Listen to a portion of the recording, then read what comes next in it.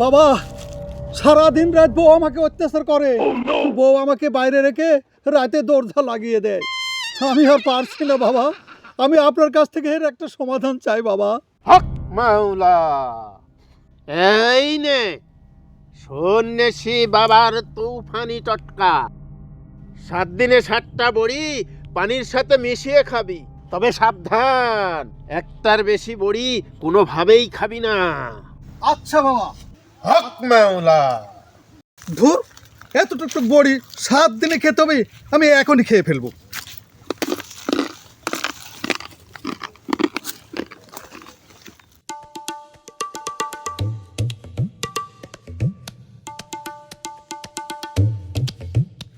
আরে বাবা, এই কে মোটা রে?